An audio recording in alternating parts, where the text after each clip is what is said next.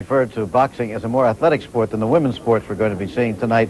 Before you write your letter, what I meant to say is it's a more violent sport than the women's sports. They're certainly athletic, as is the one we're going to see right now. You know, until today, no woman had ever run further, as far as even a mile.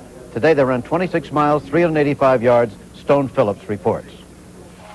With a cap on her head and a simple and surprising strategy in her mind, America's Joan Benoit ran away from the pack early in the race. A race everyone expected to be a duel between Benoit and Norway's Grete Waitz, who'd never lost a marathon she'd finished.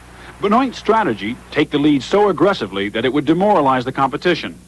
Marathoners rarely talk while competing, but by the 5-mile mark, Benoit was so far ahead that Waitz and teammate Ingrid Christensen had to wonder how long the marathoner from Maine could hold her pace and how long they could afford to let her stay so far in front. Benoit was almost a minute and a half ahead at the halfway point, entering the hot stretch along the Marina Highway.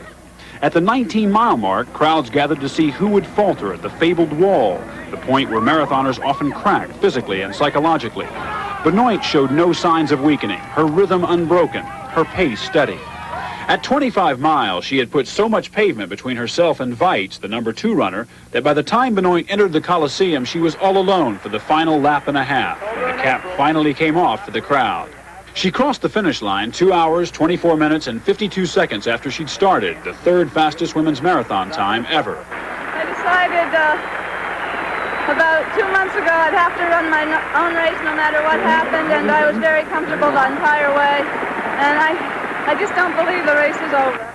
Waitz, who finished second for the silver medal, said she was slowed by the humidity and the 76-degree heat. Portugal's Rosa Mota came in third to take the bronze medal.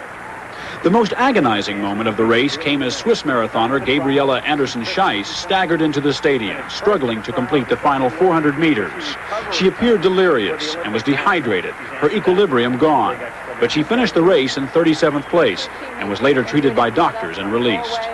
For the gold medalist, who ran the track one more time as if 26 miles, 385 yards weren't enough, the first women's marathon in Olympic history was a victory in itself, and this a moment she wanted to share.